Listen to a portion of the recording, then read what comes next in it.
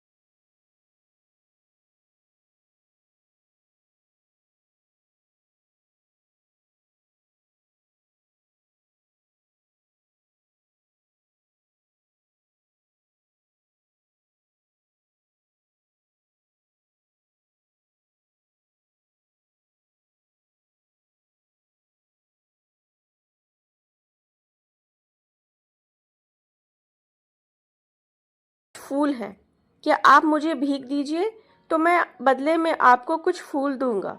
उस लंबे व्यक्ति ने उसे भीख के रूप में कुछ पैसे दे दिए और भिखारी ने कुछ फूल उसे दे दिए। उस लंबे व्यक्ति को बात बहुत पसंद आई। वह बोला, वह क्या बात है, आज तुम भी मेरी तरह एक व्यापारी बन गए हो। इतना कहकर फूल लेकर वह लंबा व्यक्ति अपने स्टेशन पर उतर गया। लेकिन उस लंबे व्यक्ति द्वारा कही गई बात एक बार फिर उस भिखारी के दिल में उतर गई। वह बार बार उस लंबे व्यक्ति के द्वारा कही गई बात के बारे में सोचने लगा और बहुत खुश होने लगा। उसकी आंखें अब चमकने लगी। उसे लगने लगा कि अब उसके हाथ सफलता की वह चाबी लग गई है जिसके द्वारा वह अपने जीवन को बदल सकता है। वह तुरंत ट्रेन से नीचे उतर गया और उत्साहित होकर बहुत तेज आवाज में ऊपर आसमान की तरफ देखकर बोला, मैं भिखारी नहीं हूँ, मैं तो एक व्यापारी हूँ।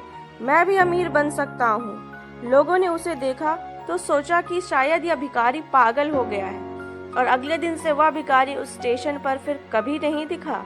लेकिन 6 महीने बाद इसी स्टेशन पर 2 व्यक्ति सूट बूट पहने हुए यात्रा कर रहे थे। दोनों ने एक दूसरे को देखा तो उनमें से एक ने दूसरे से हाथ मिलाया और कहा, क्या आपने मुझे पहचाना? दूसरा व्यक्ति बोला, नहीं, क्योंकि यह मेरे हिसाब से हम लोगों की पहली बार मिल रहे हैं। पहला व्यक्ति बोला, नहीं, आप याद कीजिए, हम पहली बार नहीं बल्कि तीसरी बार मिल रहे हैं। दूसरा व्यक्ति बोला, मुझे याद नहीं, वैसे हम पहले 2 बार कब मिले थे?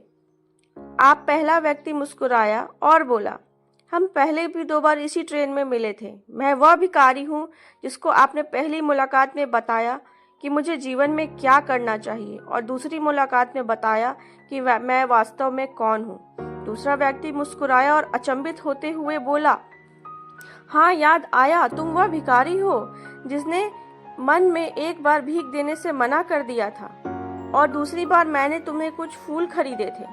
लेकिन आज तुम यह सूट बूट में कहाँ जा रहे हो और आजकल क्या कर रहे हो? तब पहला व्यक्ति बोला, हाँ, मैं वही भिखारी हूँ, लेकिन आज मैं फूलों का एक बहुत बड़ा व्यापारी हूँ और इस व्यापार में के काम से ही दूसरे शहर जा रहा हूँ। कुछ देर रुकने के बाद वह फिर बोला, आपने मुझे पहली मुलाकात में प्रकृति का वह नियम बताया जिसके अनुसार हमें तभी कुछ मिलता है जब हम कुछ देने या देते हैं। लेन देन का यह नियम वास्तव में काम करता है। मैंने अब बहुत अच्छी तरह महसूस किया है, लेकिन मैं खुद को हमेशा भिखारी ही समझता रहा।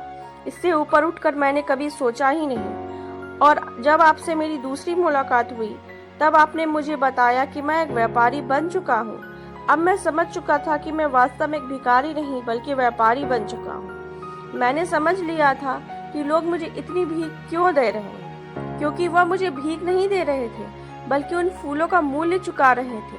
सभी लोग मेरे फूल खरीद रहे थे क्योंकि इससे सस्ते फूल उन्हें कहाँ मिलते। मैं लोगों की नज़रों में एक छोटा व्यापारी था, लेकिन मैं अपनी नज़रों में एक भिखारी ही था। आपके बताने पर मुझे समझ आ गया कि मैं छोटा व्यापारी नहीं हूँ। मैंने ट्रेन में फूल बांटने से जो पैसे इकट्ठे किए थे उनमें से बहुत से फूल खरीदे और फूलों का व्यापारी बन गया। यहाँ के लोगों को फूल बहुत पसंद है और उनकी इसी पसंद ने मुझे आज फूलों का बहुत बड़ा व्यापारी बना दिया। दोनों व्यापारी